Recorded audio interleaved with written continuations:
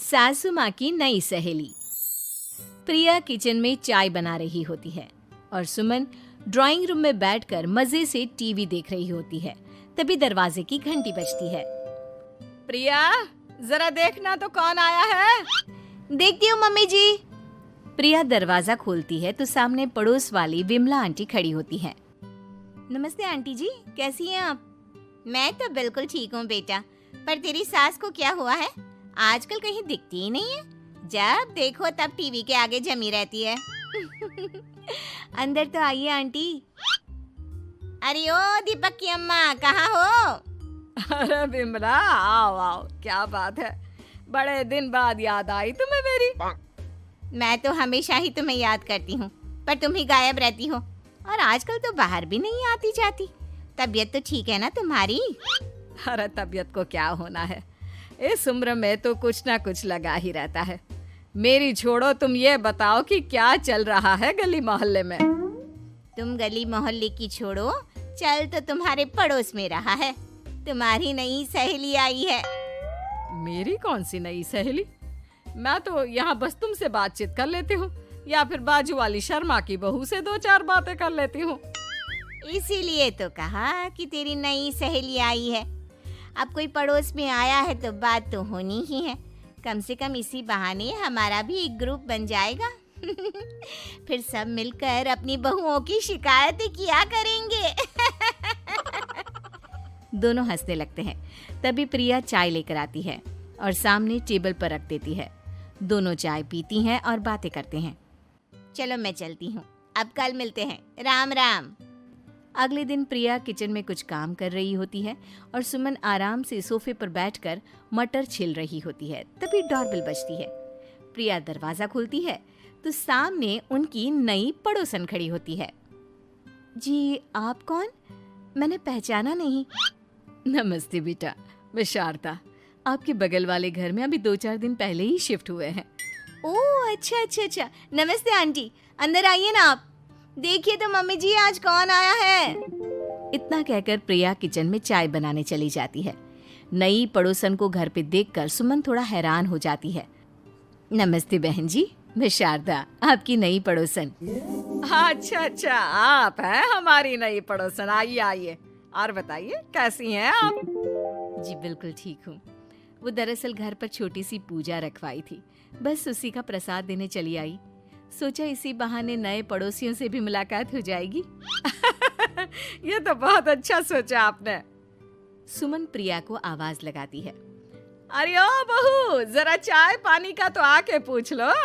ये आजकल की बहुएं भी ना, जब तक बोलो नहीं तब तक कुछ नहीं करेंगी। आई मम्मी जी। प्रिया चाय लेकर आती है। दोनों बैठकर चाय पीती हैं और खूब सारी बातें करती हैं। अच्छा बहन जी, अब मैं चलती हूँ, फिर मिलते हैं। अब तो आना जाना लगा ही रहेगा। शारदा के जाने के बाद प्रिया किचन से बाहर आती है।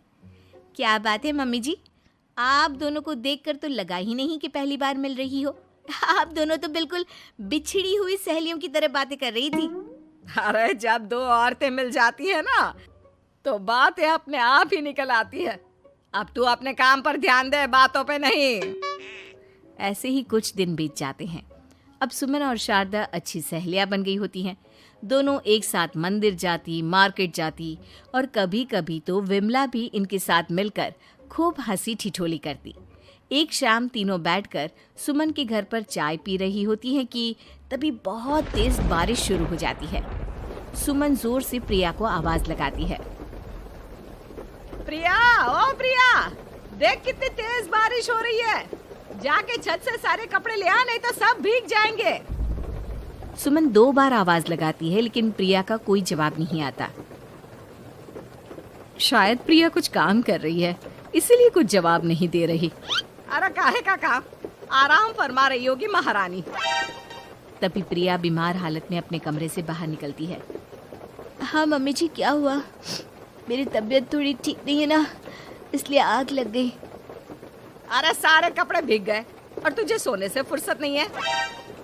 सबके सामने सुमन के मुंह से ऐसी बातें सुनकर प्रिया उदास हो जाती है और छत से कपड़े उतारने चली जाती है। सुमन, ये क्या बात हुई? प्रिया ने बताया ना कि उसकी तबीयत ठीक नहीं, इसलिए उसकी आंख लग गई। तुम भी ना खामखा उसे सबके सामने सुना दिया। अरे आप नहीं जानती शारदा जी, कुछ बहुएं ना बहुत आलसी होती है, घर का एक काम नहीं करना चाहती। ऐसा नहीं है सुमन, तुम्हारी बहू तो बहुत प्यारी है, तुम्हारी सारी बात भी तो मानती है। हाँ सुमन, तुम प्रिया के बारे में ऐसा क्यों सोचती हो? मेरी भी दो बहुएं हैं, लेकिन मैं उन्हें अपनी बेटियों की तरह रखती हूँ। आखिर वो भी तो किसी की बेटियां ही है ना। और अगर तुम ऐसा ही व्यवहार करोगी तो एक दिन प्रिया भी तुम्हारे साथ ऐसा ही बर्ताव करेगी। शारदा और विमला की बातें सुनकर सुमन की तो बोलती बंद हो जाती है। वहीं प्रिया भी बाहर से सारी बातें सुन रही होती है। अरे मैं कोई उसकी दुश्मन थोड़ी ना हूँ, मैं भी उसकी माँ हूँ, लेकिन कभी कभी सास बनना पड़ता है, नहीं तो बहुएं हाथ से निकल जाती है।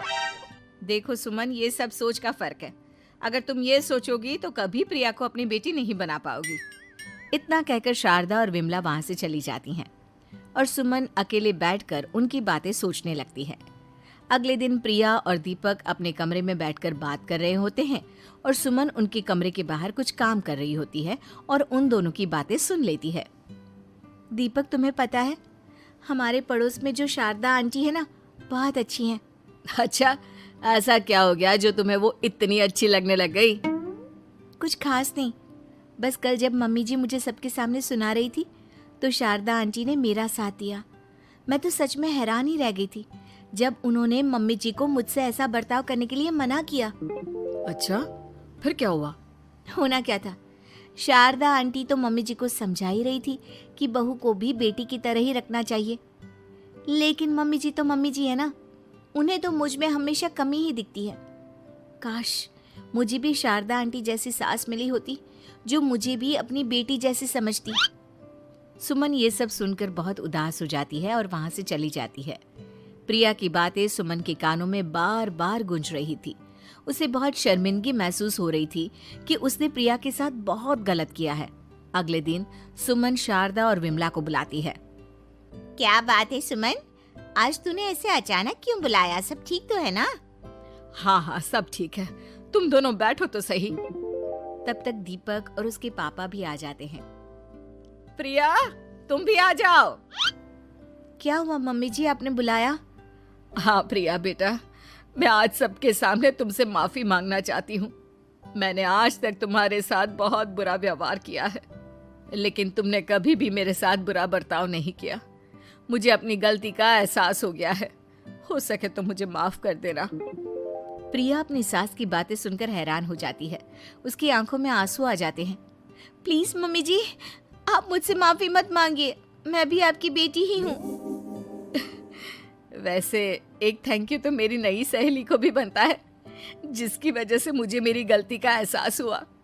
शारदा बहन, आपका बहुत बहुत शुक्रिया जो आपने मेरी आंखें खोल दी। अरे क्या सुमन, तुम भी ना। तो फिर इसी बात पर चाय और पकोड़े हो जाए? हाँ, क्यों नहीं।